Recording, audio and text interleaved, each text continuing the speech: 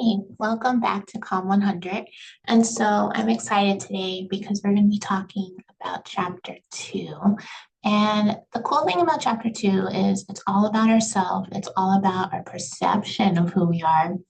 And so I think this chapter gets kind of deep into thinking about our identities, thinking about why we think the things of ourselves and like who told us those things in the first place, right? And so with chapter two, I want you to first think about these objectives first. We have the nature of the self, the impact on our communication, thinking about how we present ourselves to others, maybe even online or offline, and then also the perception process. And then errors we make a lot of times when we're like perceiving others. And then as well as like perception checking, why that's important. So this is a big thing that I want to ask you, and this is going to be related to our work this week. But how would you answer this question of who are you?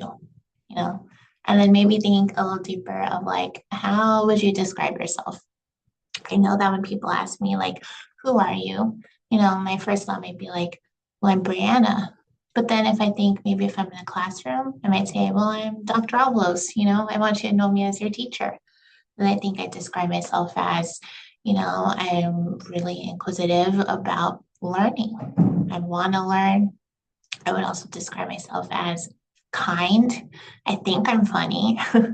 I would also describe myself as like very organized. And then I think about those words I use, kind, funny, organized.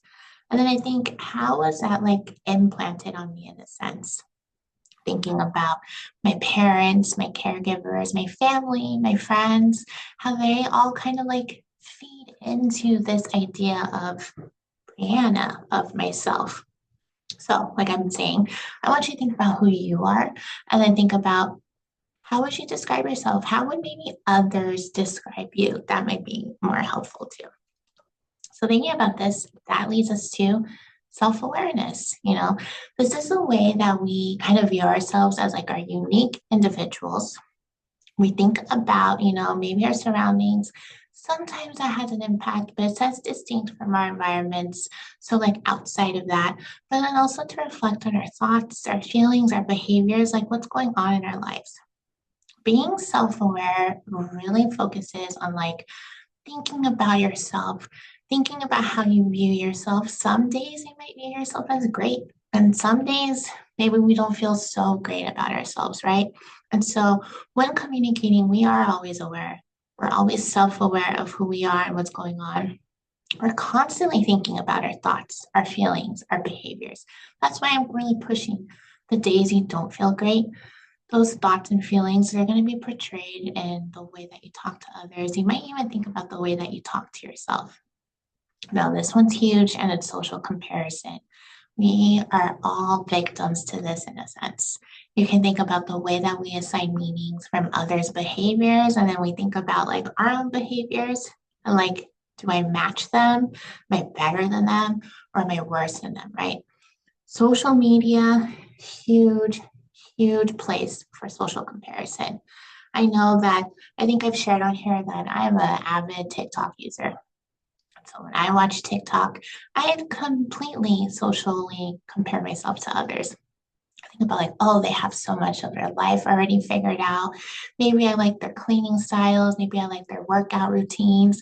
And I'm like looking at their behaviors and then comparing my own behaviors. What's my cleaning routine? What's my workout routine? Am I worthy enough compared to their standards? And now you have to think they're showing this TikTok, this social media post, whatever it is, and it is tailored for our screens. It could be the big screen, it could be our phones. And so, is it even natural? Is it even organic? Probably not. It's not real. So, it's really impossible to compare ourselves to, these images that are with filters, they're brushed up, and so it's not fair. It's an endless cycle, but we engage in it. So, this is why it's important to have critical self reflection. It says here evaluating and then improving our communication, trying just to enhance our communication. And now your book has these 5 questions that are critical self-reflection questions, like why am I feeling the way that I'm feeling right now?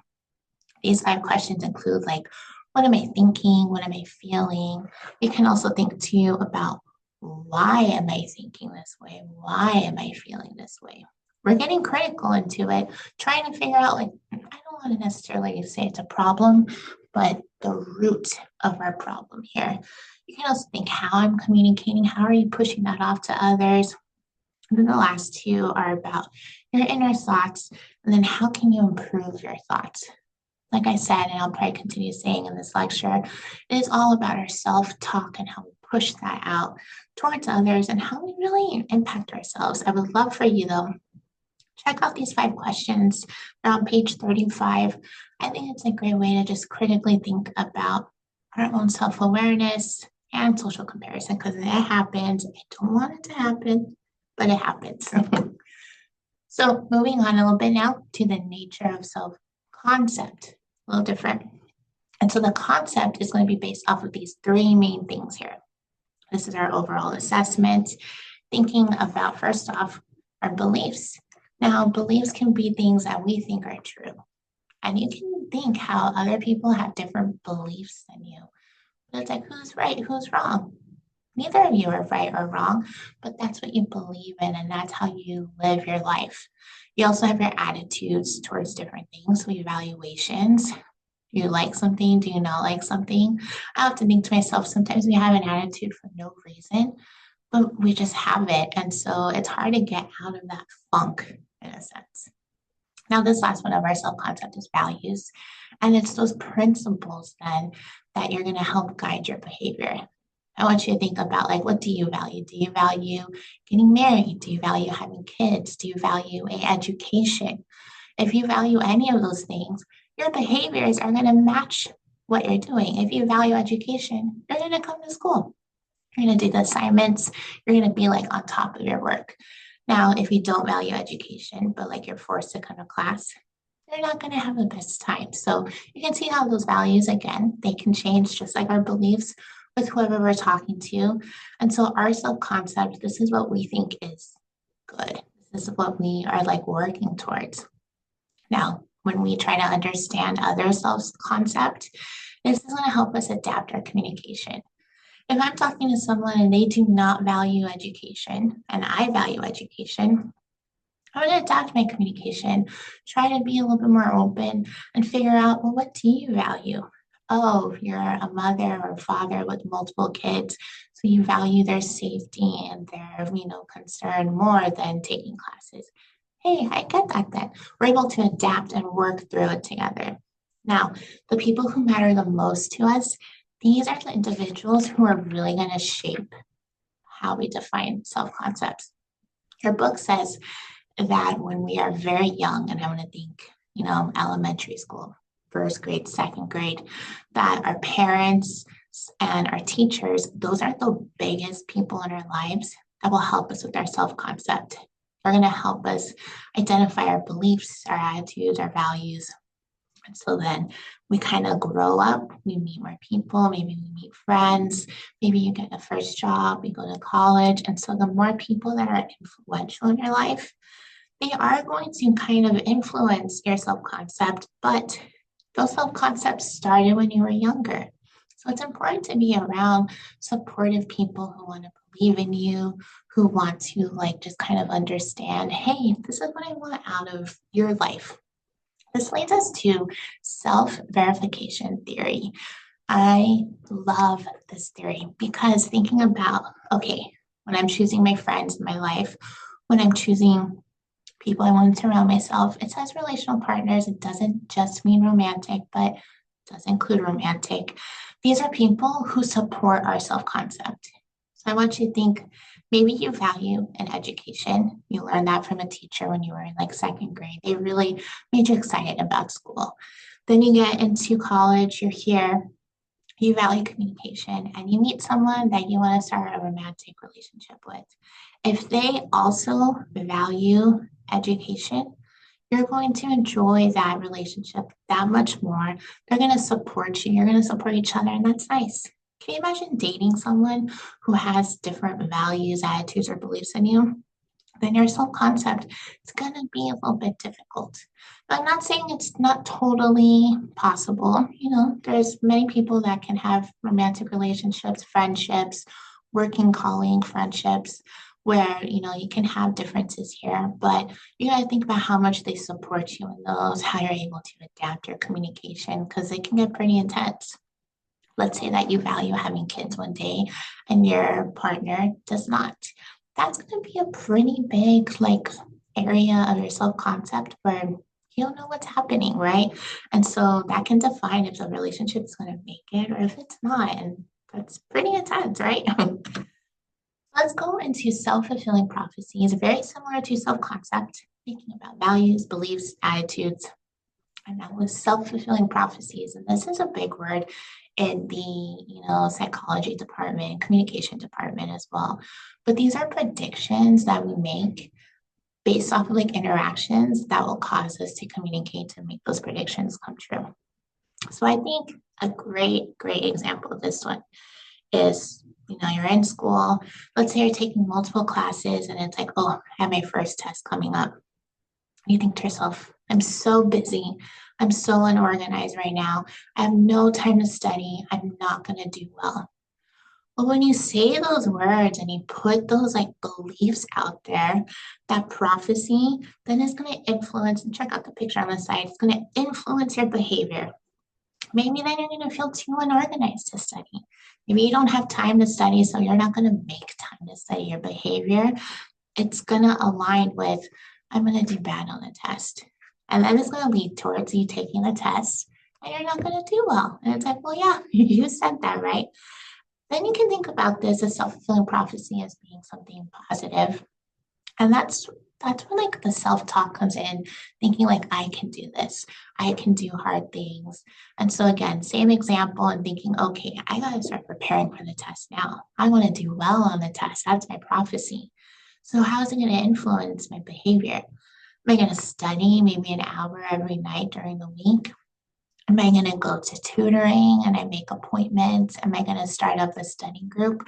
My behavior is influenced by wanting to study, wanting to do well. Well, when you study, it leads towards expected outcome. You're going to do better than if you didn't study, right? It's going to confirm that prophecy. I really love this. I want you to focus though on your self-talk. I want you to think about how this prophecy, you're going to fulfill it, but you got to be kind to yourself. You got to think about what can you get out of this in the best form possible. Which leads us to our last one. This is self-esteem. That's our overall value of how we assign ourselves. This self-esteem can strongly shape the way we talk to others. It can really shape the way that we have relationships, and then also our physical and mental health. Think about that. Think about the way that, our self-esteem of making us feel good, our self-esteem of I am worthy. Then you talk to people, you're going to sound confident. You're going to sound good about yourself. And then when you say that in front of people that you're in a relationship with of any sort, they're going to enjoy that relationship. They're going to think that of you. That's going to help you up here. Now, it leads us to another theory, the self-discrepancy theory. And this one is we really determine our self-esteem through these two selves, right? Now, the ideal self is these are qualities we want to possess. I always think to myself, qualities I want to possess, I want to be, responsive. I want qualities where I'm always on top of my work. I want qualities where people can come up to me and talk to me, right? I want to be warm and inviting. These are something that I really try to work with. That's my ideal self. And then I think, well, my opt self is the person we feel obligated to be based upon expectations. So thinking about my culture, my family, my friends, those people that are influential when I was in elementary school, which is amazing to think about. What do they push on me? I think about my parents telling me just to be a kind person. And so I feel obligated to fit those expectations. I want to be kind. I want to be nice, right? And so thinking about how I think I should act versus how others have told me I should act. that's going to be into this theory, which links into my self-esteem. Now, you might think to yourself, I'm telling you, like, hey, social media is bad for our self-esteem, our self-worth, all of that. But then I'm thinking, how can I improve it? You gotta assess your self-esteem. You gotta think to yourself, what am I feeling right now? Thinking about like maybe parts of the day where I have great self-esteem versus when I don't.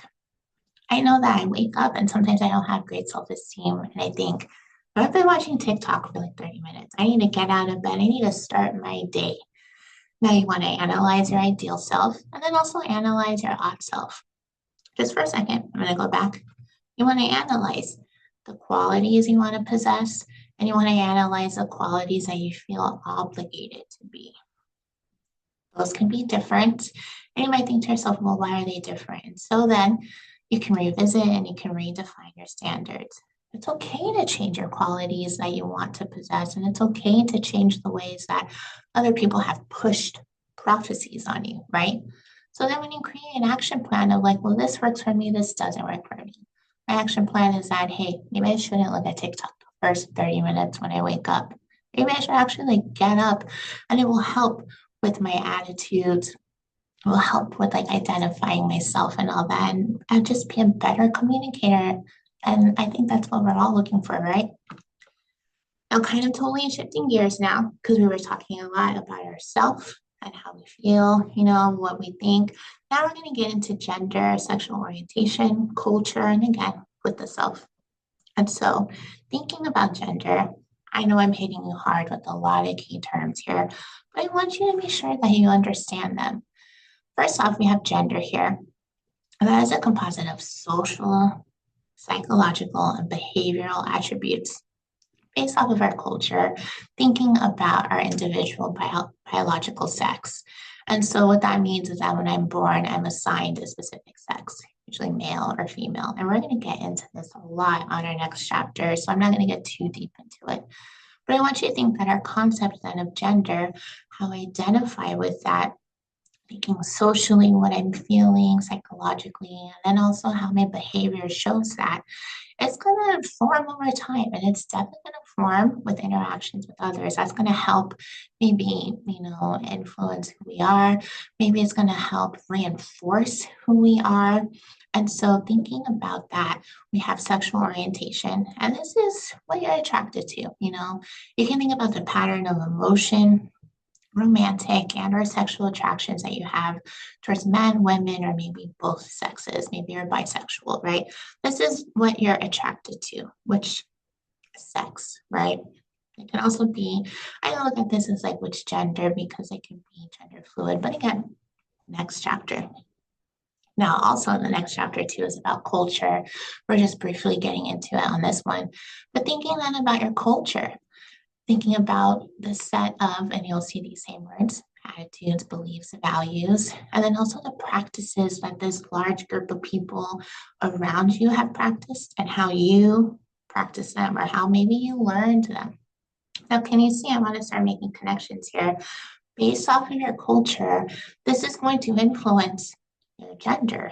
This is going to influence how comfortable you feel talking about gender, identifying your gender, and it's also going to influence your sexual orientation. They are all connected through some way. Now, it might be difficult to think to yourself like, well, maybe my culture believes one thing, but I believe something else with my gender or sexual orientation. And this can go into our different private and public selves. So private selves, that's our combination of everything we talked about before, our self-awareness, our self-concept, our self-worth, our self-esteem. These are things that we feel about ourselves. We don't really express these a lot to every single person that we meet. So when I look at private selves, I think about the people who I feel comfortable talking to versus the public self. This is who I want to present myself to others. And with others, I mean like everybody, right? I leave the house and everyone's going to see me in this specific outfit. That's my public self. But my private self is I go home and I put on pajamas and only specific people will see me in that. because based off of my attitudes, values, beliefs, that I know that they'll accept me or that I feel safe. Versus public, it's like, I gotta think about, society and what's comfortable there. Now, this does goes into personal pronouns. And so you want to think about pronouns and how they are distinct to our identities, thinking about our gender. So as your professor, my pronouns are she, her. I like to use those. I think that it's good for you to recognize which pronouns that you like. Could be he, him, they, them. But this helps reinforce our gender. Then this helps reinforce our private selves, our self-awareness, our self-concept, and self-esteem, which then we can go and present ourselves and our public selves as who we are, right? I want to show you this photo. I really, really love this photo. I use it in all my classes. And all of these different bubbles essentially make up who we are. Our culture, they make up how we present ourselves, our self-esteem, our values, our worth, our attitude towards things. And so when I look at this picture, I think the bubbles could be different sizes of the importance you have towards it. I'm still thinking like, hey, check out sexual orientation. That is really huge in the middle. And you might think to yourself, is this something that you really feel strongly about? Maybe it's a different size. Check out the other ones we have. I know that marital status is at the bottom. And I think that one's interesting because in my family, now I'm half white, half Hispanic. I know that a lot of people, they wanted me to like start a family right away. They wanted me to get married and have kids. And well, I was like, I value education, so marital status was pretty low on my list. Now that I've gone to school for ooh, 10 years and I've been working in academia ever since, I know that marital status, maybe it's growing a little bit. I recently got engaged. So it's like, hey, I'm excited for that. But I valued making something out of myself, right? You can see all these other different bubbles, how they can impact your life. Gender identity, culture, physical health, religion, occupation, even political affiliation. That's really big in our country right now. I love looking at this photo and thinking about what I feel with each one ish. So, thinking about everything that we've talked about so far, thinking about our gender, thinking about private and public selves, sometimes it can be difficult kind of getting into it and thinking, how am I going to present myself to others?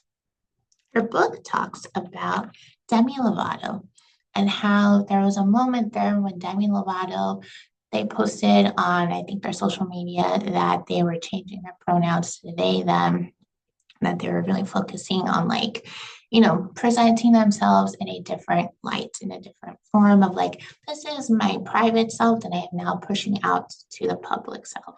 So thinking about presenting yourself, first off, we got to create these faces.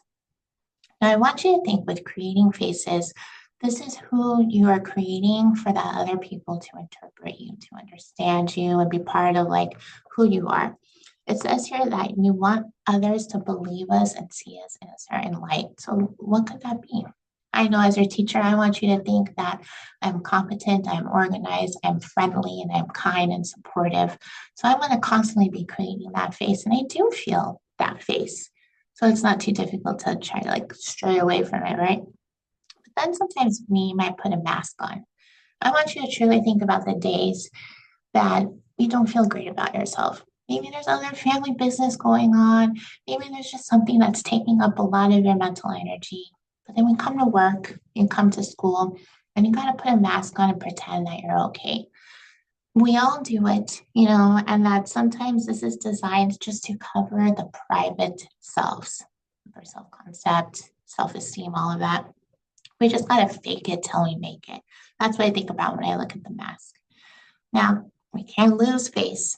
And what this means is that, let's say your book says here, when we create a certain face, but then we do stuff that contradicts it. So let's say I'm not feeling great. And I come to school and it's like, you know what, I'm going to put a mask on and I'm going to do great. But then slowly, as like the minutes go by, you can tell that like I'm not into it. You can tell that I'm bothered, I'm thinking about something else. I am losing that face and that mask. Is my personal private face showing? Probably, but I want it to be a certain way. So you lose face. This can lead towards embarrassment. This can lead towards other people maybe not believing in what you're saying because it's like your attitudes are doing one thing, your words are doing something else, right? Has anyone ever said anything to you and you're like, I don't believe you? So we got to work on maintaining face. We got to work on trying to think of words and actions that match what's going on here and also match what's going on here when we're talking, right? Can be kind of hard, especially if you're not feeling up to it, right? So something else I want to talk to you about, I only have a couple more slides for you, is perceiving others. We've talked a lot about who we are, what's going on in here, how we're presenting ourselves. And then it can get kind of intense when you're talking to other people and thinking, dang, they're doing the same thing. So we have perception here. That's the process of selecting, organizing, interpreting information that we see from others. We often only see that which we already believe. I want you to think about that for a second. We often only pay attention to things that we want to be true or things that we think is important. So with the perception, trying to understand others, I want you to think first off, we start selecting information that we want to focus our attention to. A great example here is your teacher says there's a test. You select that information, you start focusing on what they're saying after. You start organizing that information then in your head. Maybe start organizing the way that they're talking. Start organizing those patterns, those images, and thinking like, what do I need to focus on? What do I not need to focus on? And then you can interpret the meaning of the pattern. So you can think to yourself, when someone tells me something about themselves, how can I go through this process so I can understand them the best way? And so I can make sure that, we don't have any errors happening because errors can happen and they often do happen. Do you have a friend who's always late, but they're still your friend? So thinking about that example, we have attributions. And so we often want explanations for why things are happening the way that they're happening. And so thinking we have these two different factors that really impact how we attribute what is happening here. You with me? So first off, we have external factors. And I want you to think about these are things outside of our control, outside of a person, but it's impacting my behavior. If I'm trying to go to sleep at night and I hear music from my neighbors next door, then it's kind of like impacting me sleeping. I'm awake. I just hear like the bass. That's an external factor impacting me not sleeping. So then when I go to work the next morning and I'm tired and I'm like, oh, I slept bad, you can attribute thinking about the explanation of my neighbors were playing loud music due to this external factor of I couldn't do anything about it. Now we have internal factors here. So this kind of deals with my personality, my character, my emotions, case that the person to act as they did. We're thinking about what the person is like, and it's all based off of us knowing that person to some degree, right? And so I want you to think your friend is always late. Your friends, they are just bad at time management, but you're still friends with them. You're still around with them. And so when you do go out with them, you say, hey, let's meet for dinner at 7. You already know they're going to be late because that's just how they are. So maybe you don't go to dinner until 7:15. And wow, they're walking up at the same time. So this internal factor, your friend always being late, you attribute this explanation to their behavior. And it's like we adapt. Being a good communicator means we're adapting. Now, I want you to think about a first date. Let's say you go out to dinner at 7 o'clock, you're going to meet at a restaurant, and then your date's not there. But then they text you at like 7:10 and they're like, I'm running late, I'll be there soon. You are going to attribute due to their internal factors instead of external factors. We're going to assume, oh, they don't want to see me. We're going to assume that they don't care about the date. And this leads into the very last thing here, fundamental attribution error. We want to attribute others' behaviors to internal rather than external. Maybe your date was stuck in traffic. Maybe your date had car problems, right? And so we're so easy to just blame who they are and their personality and their character. But again, it really helps if we know them, if we have some sort of relationship, because A lot of times, if we don't have a relationship with this person, we just like go to the extremes. This is the last thing I'm going to talk to you about for chapter two, and this is perception checking. So I'm gonna keep telling you like it's nice that you know the person. If you don't, there's a lot of uncertainty. So first off, you gotta review your knowledge about this person. What do you know about them? Oh, my friend that I've been friends with for very many years, she's always late. You can then think about the first date. It's like, I don't know very much about this person. Maybe I should have some grace and think maybe traffic or external factors are reason. You can also assess those attributions you'd made about the individual beforehand, and then maybe question your impression. Question, why do I think this? Why do I think it's okay that my friend is late?